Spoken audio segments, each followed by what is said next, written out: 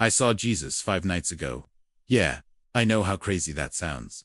I'm Elon Musk, the guy who builds rockets and dreams of Mars. And even I can't wrap my head around it. But it happened, and I can't keep it to myself. I have to tell someone, anyone, before I start thinking I've lost it. It wasn't just a dream, was too real, too clear, like the world I know faded, and something deeper took its place. Let me take you there, to that first night. To the moment that's been haunting me ever since. Picture this. I'm standing in a desert. Endless sand stretching out under a sky bursting with stars. Not the kind of stars you see in a city, dim and distant, but bright, pulsing, like they're alive, whispering secrets. The air is warm, heavy with the scent of dry earth, and something sweet. Like flowers blooming where they shouldn't.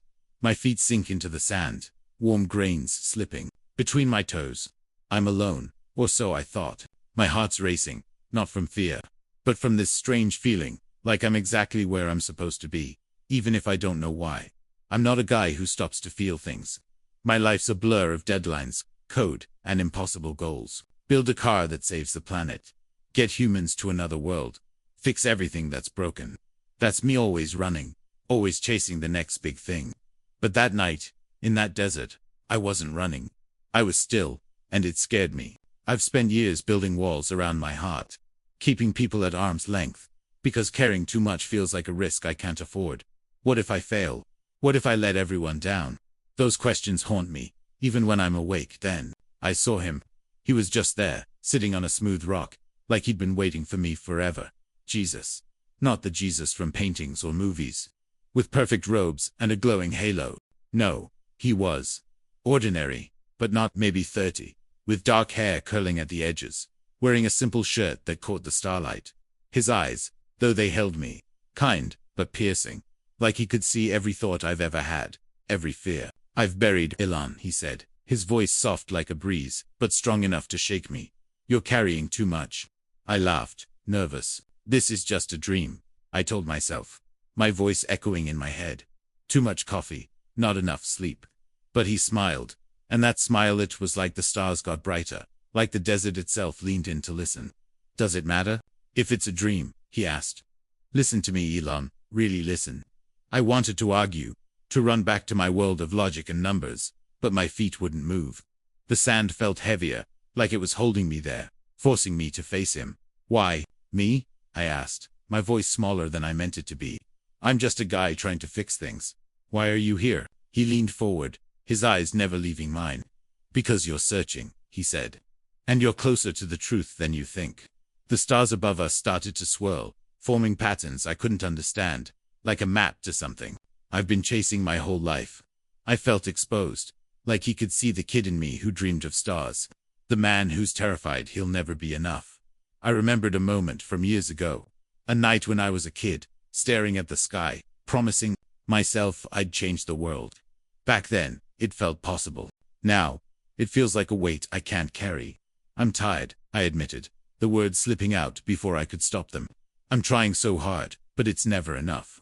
Jesus didn't say anything at first.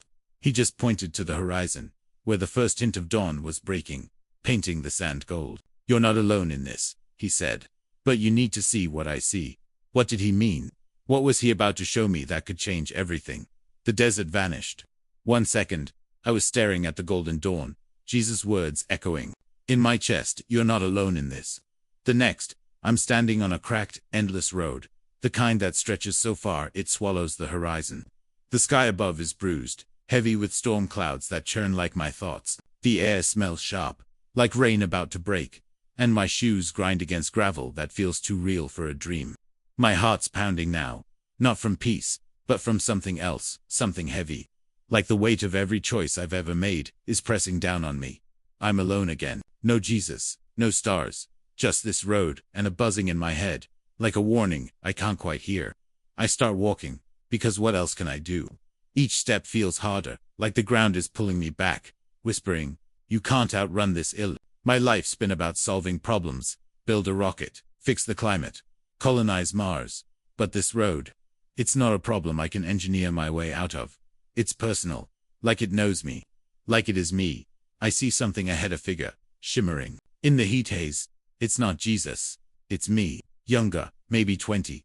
eyes burning with that reckless hunger I used to have. He's standing in front of a wall, towering, made of jagged metal and glass, like the wreckage of every failure I've ever feared.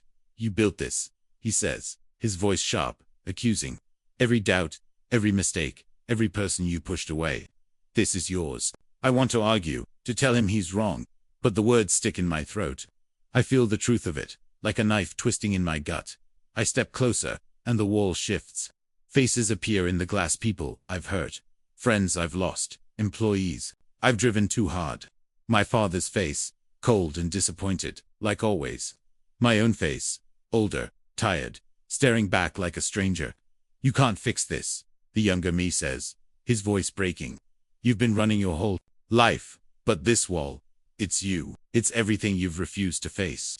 My chest tightens, like I'm drowning in air. I want to scream, to tear the wall down with my hands, but it's too big, too heavy.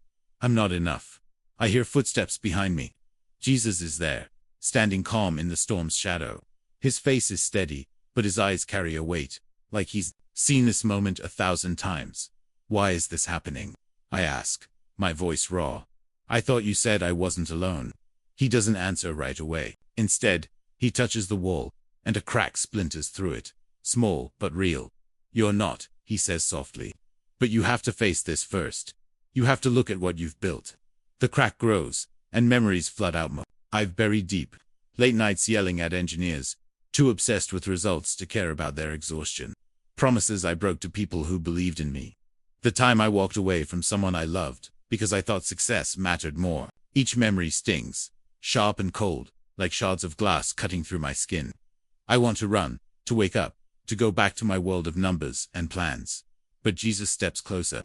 Don't turn away, he says. This is where it starts. This is where you find the truth. The truth. I don't even know what that means anymore. My whole life I've chased answers, equations, innovations, ways to save the world. But this wall, these faces, they're not problems I can solve with a blueprint. They're me, and they're heavy. And they're screaming that I've failed in ways that cut deeper than a crashed rocket or a bankrupt company. I feel angry, not at Jesus, but at myself. I can't do this, I snap, my voice shaking. I can't fix what I've broken. It's too much. He doesn't flinch.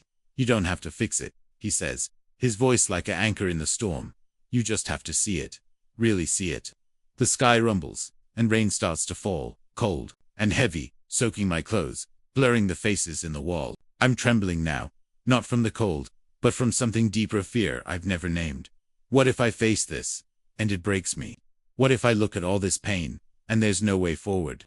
The wall starts to glow, faint at first, then brighter, like the light is coming from inside it. The faces shift, not accusing now, but waiting. Waiting for what? For me to say something, do something, be something I don't know how to be. Jesus steps beside me, his hand on my shoulder, warm against the rain. You're ready for this, he says. But you have to choose. Will you keep running, or will you walk through? The wall cracks wider, and something moves behind it, something bright, something alive. But the road beneath my feet starts to shake, like it's about to split open and swallow me whole. What's on the other side of that wall? And what happens if I step through? The road was gone. The wall, the rain, the faces, they all dissolved. And now I'm standing in a void, a black so deep it feels like it's swallowing me whole. Stars, no sound, just my own heartbeat thumping in my ears, loud and frantic, like it's trying to break free. My legs are heavy, like they're made of lead, and my chest aches. Not just from the cold, but from something heavier: guilt, failure, the weight of every choice I've ever made. I'm Elon Musk, the guy who's supposed to have all the answers. But here, in this nothing, I have none. I'm falling apart, and I don't know how to stop it. I drop to my knees, the ground cold and hard beneath me. I can't do this, I whisper, my voice cracking. I've tried so hard to fix the world, to be enough, to make it all matter, but it's never enough. The faces from the wall flash in my mind: my father's disappointment, the friends I pushed away, the dreams I chased at the cost of everything else. They're all here, in this darkness, pressing in, suffocating me. I see every moment I failed someone, every time I chose ambition over love. Every night I lay awake wondering if I'm even worth the space I take up. I'm done, I say, louder now, angry, desperate. I can't carry this anymore. The silence answers back, heavy, unyielding. I'm alone, truly alone, and it's worse than I ever imagined. My hands clawed at the ground, searching for something to hold on to, but there's nothing, just cold, endless nothing. I think of Tesla, SpaceX, the missions I've poured my soul into. What if they all fail? What if I've been chasing a lie my whole life? The thought rips through me, and I feel tears burning my eyes, hot and unstoppable. I haven't cried like this since I was a kid, but now I can't stop.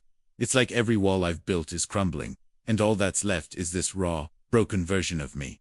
Then, a light, faint at first, like a candle flickering in the distance. I blink through the tears, and there he is, Jesus, standing in the void, his presence steady, like a lighthouse in a storm.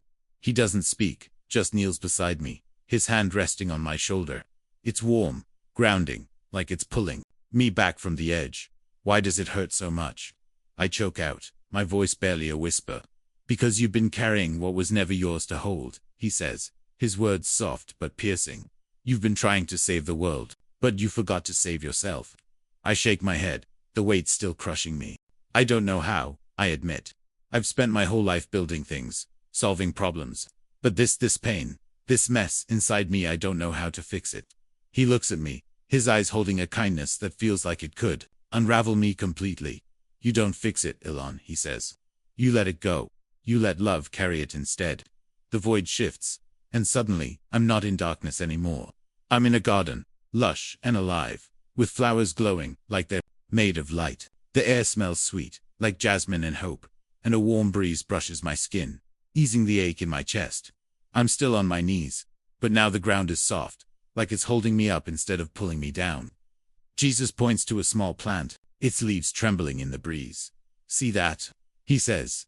It doesn't strive to grow, it just does. Because it's connected to something bigger.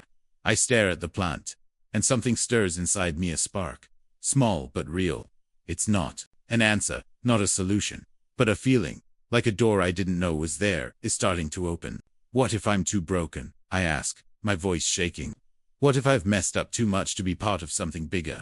He smiles, and it's like the garden glows brighter, the flowers pulsing with life. You're not broken, he says. You're human. And being human means you're already enough. The spark grows, warm and steady, like a fire starting to catch. I feel it in my chest, pushing back against the despair, the guilt, the fear. It's not loud or dramatic, but it's powerful, like the first ray of sunlight after a long night. I'm not fixed, not healed, but for the first time, I wonder if maybe, just maybe, I don't have to be perfect to be okay. The garden hums around me, alive with possibility, and Jesus stands, offering me his hand. Come, he says. There's more to see, but you have to choose to keep going. I hesitate, my hand trembling as I reach for his. Darkness is still there, lingering at the edges, whispering that I'll fail again. But the spark is stronger now, and his hand is steady, waiting. What's on the other side of this choice? What happens if I take his hand and step into the unknown? The garden pulsed around me, its flowers glowing brighter, their light humming like a heartbeat.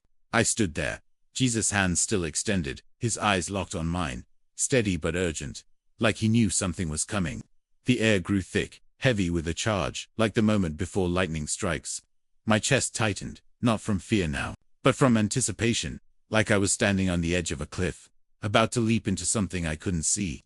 The spark in me flickered, growing hotter, but the darkness at the garden's edges pressed closer, whispering doubts. You're not ready. You'll fail. You always do. I wanted to run, to hide, but my feet stayed rooted, pinned by his gaze. Take my hand, Jesus said, his voice low, commanding. You need to see this. My hand trembled as I reached out, my fingers brushing his, warm and solid. The moment we touched, the garden vanished. I was standing in a vast, open sky, clouds swirling below me like an ocean of light and shadow. Stars spun above, not random, but forming patterns, equations, blueprints, dreams I'd scribbled in notebooks as a kid, ideas I'd chased my whole life. They were beautiful, but they were breaking apart, dissolving into dust. My heart sank. What is this? I asked, my voice shaking. Why are you showing me this? He didn't answer. Instead, he pointed to the center of the sky, where a single star burned brighter than the rest, pulsing with a light that felt alive. I stared, and the star began to shift, unfolding like a flower into a Vishnu memory, but not one I recognized. At first, it was me, younger, maybe 15, sitting alone in my room, staring at a computer screen, my fingers flying across the keyboard. I was coding, lost in it, not for fame or money, but for the pure joy of creating something from nothing. My eyes were bright, alive, free from the weight I carry now. I remembered that kid before the world told me I had to be bigger, better, perfect. Then the vision changed. I saw myself now, older, hunched over a desk at 3 a.m., eyes bloodshot, surrounded by coffee cups and papers. I was yelling into a phone, my voice sharp, demanding results, pushing people away. I saw the faces of those I'd hurt, engineers, friends, family fading into the background, their eyes full of disappointment. My stomach twisted, a sick knot of shame. "Stop," I shouted, turning to Jesus. "Why are you doing this? I know I've messed up. I know I've failed them." He stepped closer, his presence calm but unyielding. "You're not seeing the failure," he said. "You're seeing the truth." The vision shifted again, and now I saw moments I'd forgotten, small quiet ones. Me helping a young engineer solve a problem, staying up late to listen when he was struggling. Me laughing with my kids, their tiny hands in mine, no deadlines, no pressure, just love. Me sitting with a friend, saying nothing, just being there. When they needed me, these moments glowed, brighter than the star, brighter than any rocket launch or stock price. The truth hit me like a shockwave, stealing my breath. "I've been chasing the wrong thing," I whispered, my voice raw. "All this time, I thought I had to build empires, save the world, be the hero. But it's not about that, is it?" My hands shook, my knees buckled, and I sank into the clouds, their softness catching me like a cradle. Tears streamed down my face, not from pain, but from a relief so sharp it felt like breaking. "It's about the small things," I said, louder now, the realization crashing over me, the moments I showed up, the times I loved, even when I didn't know I was doing it. Jesus nodded, his eyes shining with something that felt like pride. "You've always known how to love," he said. "You just forgot. You buried it. Under ambition, under fear, under the need to prove yourself. But love is your strength, Elon. It's what makes you human. It's what makes you enough." The clouds parted, revealing a path of light stretching into the distance, endless and alive, like a river of stars. My heart pounded, not with fear now, but with something new: empowerment, purpose, a fire I hadn't felt since I was that kid, coding in my room. I stood, my legs steady, my breath even. "I've been running from this my whole life," I said, my voice firm. "But I'm done running. I want to live from love, not fear. I want to be the man I was meant to be." Jesus smiled, and the sky glowed brighter, the stars aligning into a shape I couldn't yet read. "Then start now," he said. "Take the first step." I looked at the path ahead, its light, warm and inviting, but the darkness still lingered, at the edges, whispering that I'd fail, that I wasn't strong enough. I clenched my fists, feeling the spark in my chest flare into a flame. I was ready to try, to choose love over fear, to face whatever came next. I took a step forward, the light wrapping around me like a promise. But as I moved, the path began to shake, and a shadow loomed at its end, something massive, something I couldn't name. What was waiting for me? And would I have the courage to face it? The path of light trembled beneath my feet, its glow pulsing like a heartbeat. But the shadow at its end grew darker, sharper, until it towered over me, a mountain of jagged stone, its peak lost in swirling, angry clouds. Lightning cracked, splitting the sky, and the air burned with a scent of ozone and something deeper, like fear itself. My heart slammed against my ribs, each beat screaming, "This is it, Elon, this is everything." The mountain wasn't just stone, it was me, my doubts, my failures, my need to control everything. If I didn't climb it, I'd lose myself forever, trapped in the cycle of striving, never enough, never free. But if I did climb, what if I fell? What if I wasn't strong enough to face what waited at the top? Jesus stood beside me, his face calm but fierce, like a warrior who'd seen every battle and won. "This is your test," he said, his voice cutting through the storm's roar. "You've seen the truth, now you have to choose it." My hands shook, sweat mixing with the rain that stung my skin. I looked up at the mountain, its cliffs sharp as knives, each one whispering the same old lies. "You're not enough. You'll fail. You always do." My legs felt like they'd give out, but the flame in my chest, the one born in the garden, fed by love, burned hotter, pushing me forward. I took a step, then another, my shoes scraping against stone. I was climbing. The mountain fought me. Every step was a battle, the rocks cutting my hands, the wind howling like it wanted to tear me off. Memories hit harder than the mistake I'd made, every person I'd hurt, every time I'd chosen ambition over love.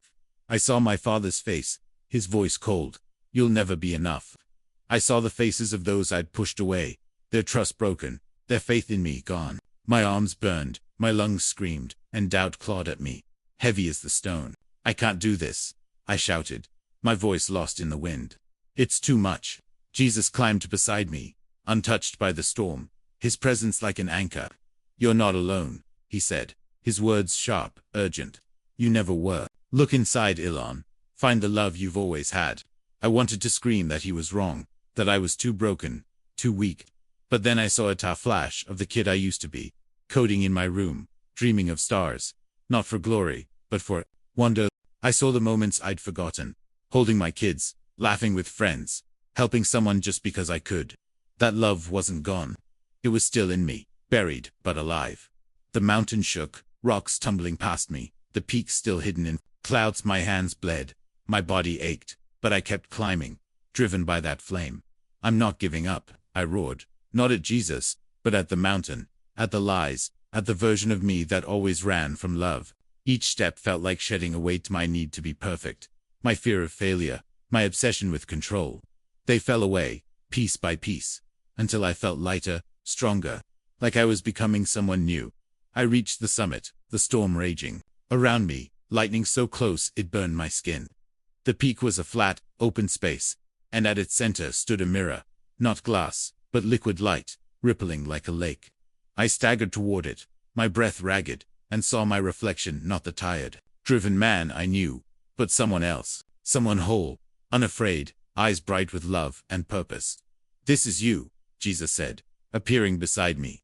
This is who you've always been. The mirror pulsed, and I saw everything, every choice, every moment, every person I'd ever touched, woven together in a web of light. The pain was there, but so was the love, stronger, brighter, binding it all. I fell to my knees, tears mixing with the rain, not from despair, but from a joy so fierce it hurt. I see it, I whispered. I see who I am. The mountain stopped shaking, the storm quieted, and the clouds parted, revealing a sky bursting with stars, each one a piece of me, of everyone, connected. I choose love, I said, my voice, steady, final. I choose to be this man. Jesus smiled, and the mirror's light poured into me, filling every crack, every wound, until I felt whole. The mountain didn't vanish, stood, solid, a reminder of what I'd faced. But I wasn't afraid anymore. I'd climbed it. I'd won. I stood, the stars above me singing, the flame in my chest, now a fire that could light the world. I was ready to go back, to live differently, to love without fear. But as I turned to Jesus, he pointed to the horizon, where a new light was rising, not dawn, but something brighter, something alive. Your story's not over, he said. This is just the beginning. The mountain faded, its jagged edges softening into a quiet glow, like embers settling after a fire. I stood in the stillness, the stars above me no longer spinning, but steady. Each one a silent witness to what I'd just faced. My hands still stung from the climb, my palms raw and bloodied, but they didn't tremble anymore. My chest rose and fell, each breath deep, full, like I was breathing for the first time in years.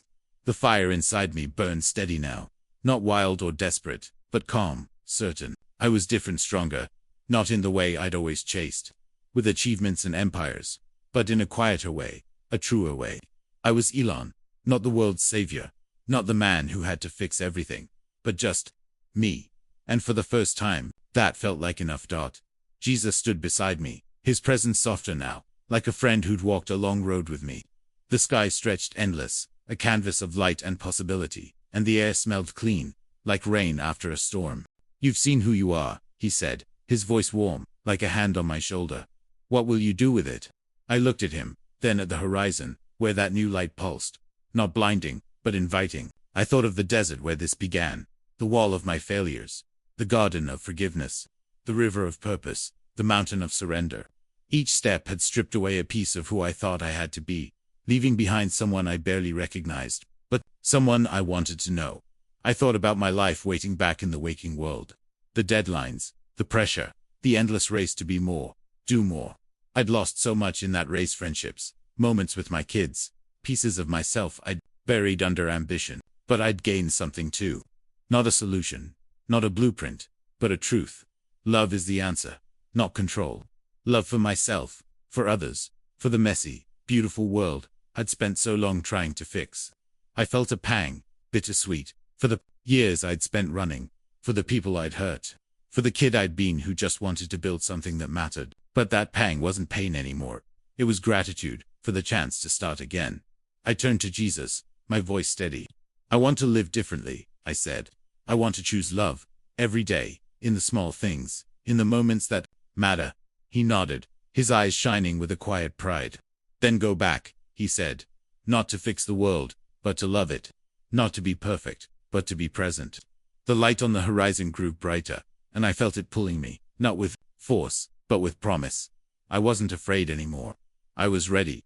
I woke up in my bed, the room dark, the hum of my life waiting outside the door, but it didn't feel heavy anymore. I sat up, my hands still tingling from the climb, my heart still warm from the fire. I thought of you, watching this, maybe feeling like I did loss, chasing something you can't name, wondering if you're enough. I'm here to tell you what I learned, what Jesus showed me over those 5 nights. You don't have to be perfect to be loved. You don't have to save the world to matter. Every small act of kindness, every moment you show up, every time you choose love over fear, that's what changes everything. So, take a breath. Look at the people around you, the ones you've pushed away, the ones you're afraid to let in. Look at yourself, with all your flaws and dreams. You're already enough, just as you are. I met Jesus 5 days ago, and he didn't give me a mission to save the universe. He gave me something simpler, something harder, something true. Love is the only thing that lasts. And that's what I'm going to carry with me. One step, one choice, one heartbeat at a time.